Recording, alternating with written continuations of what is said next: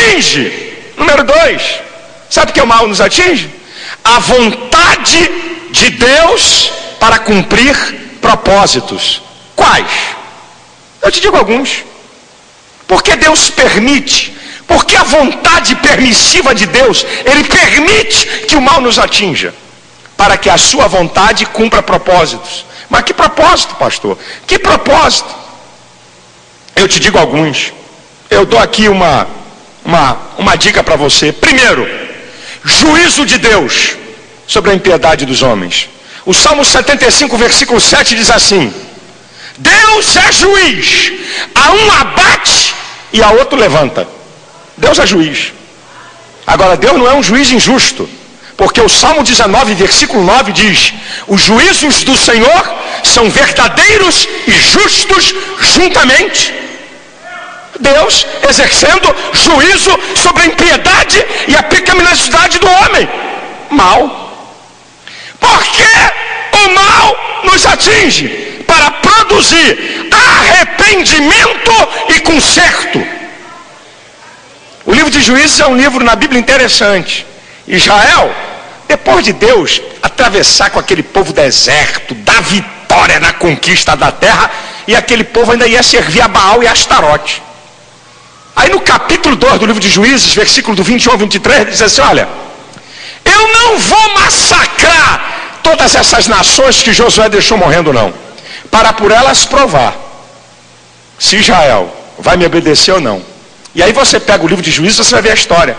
O povo peca, se corrompe, serve a ídolos. Aí Deus permite que midianita, que filisteu, sabe, que heveu, cananeu, perizeu, sabe, ó, chumbo na asa de Israel. Quando vinha a pressão, aí eles se arrependiam e voltavam para Deus. Deus permite o mal, vontade permissiva de Deus, para produzir arrependimento e conserto.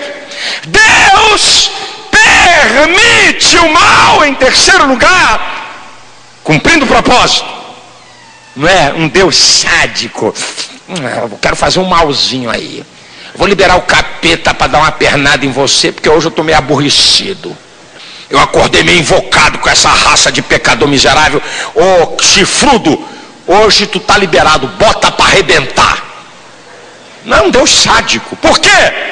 Deus permite o mal para que haja uma coisa importante chamada correção.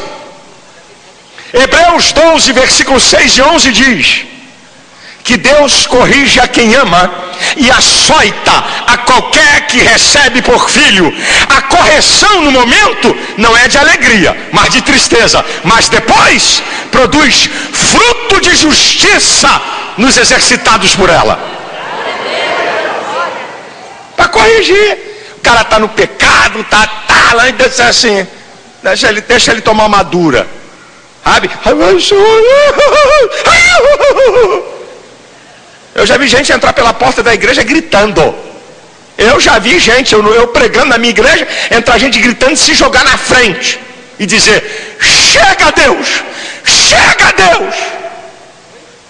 Eu já vi essa cena, sabe? Deus permite aquilo, sabe? Para o camarada se consertar. Eu estava com o pastor Marco Antônio ontem. Marco Antônio no avião estava me contando uma história interessante. Eu, por uma questão de preservar, eu não vou dizer o lugar, mas uma das áreas muito violentas do tráfico de droga. E o Marco Antônio fez um trabalho da comunidade da Zona Sul nessa área. Fez um trabalho. E nessas áreas, para você fazer trabalho, se quem estiver comandando o tráfego não autorizar, não banque o besta não. Não, faça, pastor. É interessante isso. É interessante esse negócio. Faça, pastor. Aí o Marco fez. E o chefe da brincadeira mandou chamar o pastor Marcos, queria falar com ele. Aí chegou e disse: pastor, é bom o que o senhor está fazendo. Aí você vê quem tem autoridade espiritual e quem não tem. E ele disse para o pastor Marco Antônio: eu não fumo, não bebo, não cheiro cocaína, não fumo maconha, porque eu quero a minha cabeça livre para pensar. Cara inteligente. Aí o Marco foi, meteu a mão no peito dele. Você botar a mão no peito de um chefe de tráfico com 12 soldados em volta? Ele disse assim: você é muito inteligente. Se você estivesse do lado certo, Deus ia usar você tremendamente. Mas você está do lado errado. E aí é o diabo que impera. E aí, disse assim: Deus quer mudar a sua vida. Aí um assistente disse assim: chefe, conta para ele o que aconteceu. Aí ele disse assim: um tempo desse atrás, isso foi notícia nos jornais do Rio, tentaram invadir essa área, uma das áreas mais poderosas na venda de drogas.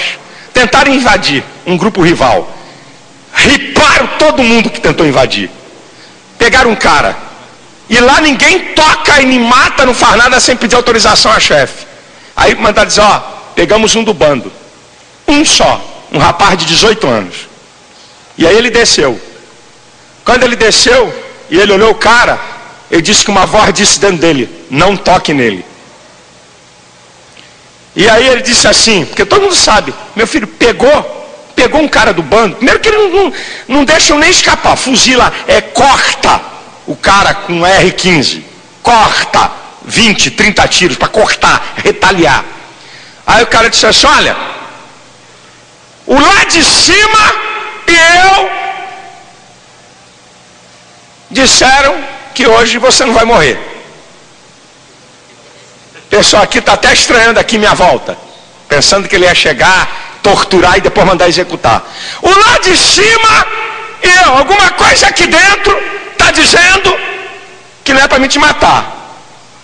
E a chance que eu vou te dar é essa: você vai descer daqui correndo e vai entrar na primeira igreja evangélica que tiver com a porta aberta. Meu pessoal vai atrás de você. Se você não entrar em uma igreja evangélica, eu vou te ripar lá no asfalto. E eu quero, meu pessoal vai ver o que vai acontecer com você. Sai daqui, some! O cara veio, desceu igual a flecha com 3 atrás dele. Lá na subida do morro, uma igreja com a porta aberta. Ele entrou igual uma bala e se jogou no altar. E aí os caras ligaram: chefe, ele está chorando há 1 hora. Ele está chorando há 1h30. Ele está chorando há 2 horas. Vou sintetizar a história. Sintetizar a história.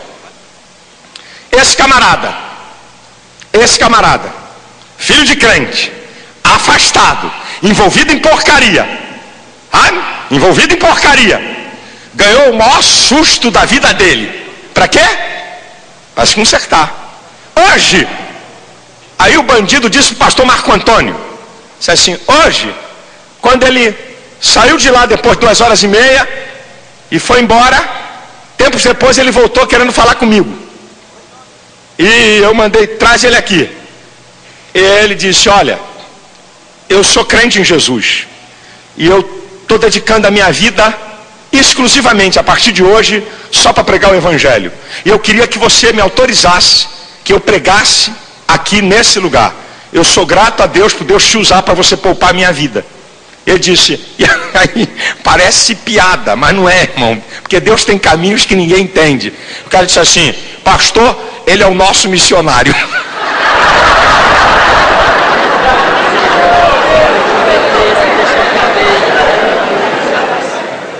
Irmãos, Deus permite uma série de coisas para corrigir, para dar oportunidade, para dar vida, sabe?